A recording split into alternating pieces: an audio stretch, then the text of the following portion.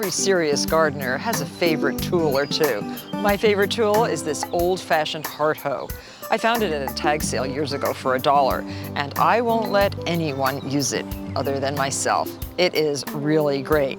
Today, Ann Rao from the wonderful antique store called Sugarplum Antiques up in Danbury, New Hampshire, is here with her collection of unusual and utilitarian and very useful tools. Thank you for coming with all these gorgeous things.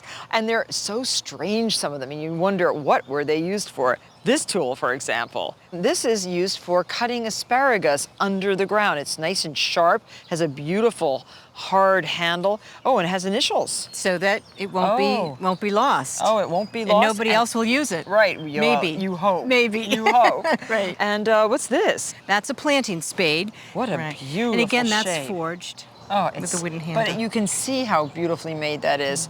Every single detail. Oh, I love those lines. Isn't that just the forging on that is beautiful. It's exquisite. Yeah.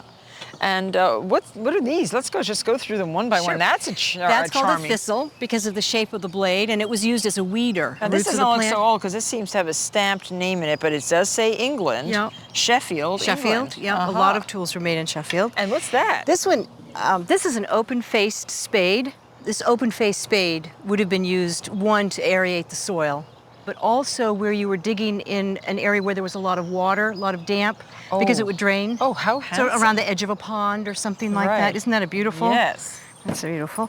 And this is a bulb planter. Oh, how great that is. And you probably know how to use that. Oh, I do indeed. And that's unusual because it's a long one. Usually you see the handheld ones. But this will cut you a deep hole. Yep. For not too large a bulb. This looks good for tulips. It takes a plug right out Takes the plug right out. The balance is good. So now you just pick out the whole plug. See that? Boy, put your bulb in. This works really well. Oh, you know what I like about it too? Is that the iron is only that wide instead of this wide. Much easier to get your plug out. Oh, this is fantastic. And then you just knock your plug out upside down and put it back in the hole. Right. They never know it was taken out. This is for sod too, isn't it? For cutting. Yes, it is. That's called a turfing iron, and as you can see, it's all hand forged, and it would have been used to dig up turf to create a lawn, or just to create a new bed. It's a beautiful tool. Isn't that wonderful? How old do you think that is? That's 19th century. These are like handmade tools. Those are handmade tools, yeah. And this little fork is so cute. A lady's border fork. Now that's a little later. That's probably around 1920. Yeah, but I love this It represents shape. a transition time in gardening in England when more women gardened, and so they made that smaller and lighter for women. But you know what else? It is sharp. Very Look. sharp. Oh, it Very goes sharp. right into the ground. Yeah. This one is my friend Ben, who helps me in the garden. When we were loading the garden tools, he said, "Oh, make sure that comes back." That's his favorite? That's his favorite, and it's just a wonderful size for working in the beds. Another very curious tool. This is a dibber. Dibber. It's for making holes. That's using like a shovel handle. This one, a gardener made it out of the end of a shovel that had broken. An AR. That's me. This is a long handle dibber, which is a little more unusual.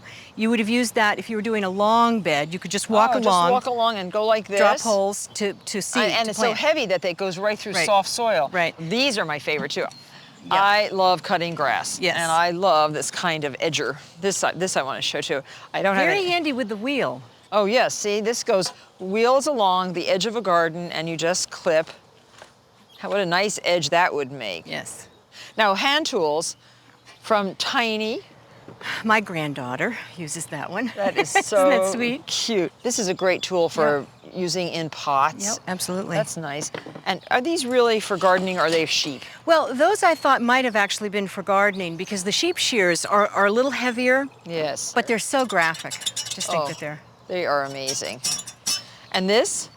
That's a bulb sifter. So when you're taking your bulbs out in the fall, you'd sift them to get the dirt out before you store them. How handy. And to have it all tin is... I love that. Is nice. And this I love, to keep in your pocket. As you walk through your garden, there's always a stray branch that needs to be trimmed. And this would lock. Oh, how nice. So that you could saw the limb off. Boy. And just keep it in your pocket. And this, I think, is so great for roughing up the soil and also pulling out leaves from underneath shrubberies. This is a bulb planter. We'd see the depth, so you know how deep to plant your bulbs. So you'd make your hole according. And it's got a nice handhold also. And this? That's called a spud, and it was used for debarking. If you're making trellis or something and you want to get the bark off the limb. This one is one of my favorite just because it's so practical. When I garden, I use this one because you can rake and you can dig. And then we have secateurs, which are a mainstay. Oh yeah, the course, for old-fashioned, pruning, yes. yeah. And the Very little handy. Sussex trug basket. Yes. That's a pretty one. Isn't that a And sweet these one? are called trugs. They have little feet and they stand on top of the damp soil so that the basket doesn't get dirty, Right. and you keep this above the soil. You can leave any tools that you like right here. We will use them with pleasure. Thank you so much, Anne, for bringing your very interesting collection of tools. And that you know what they were used for is most important.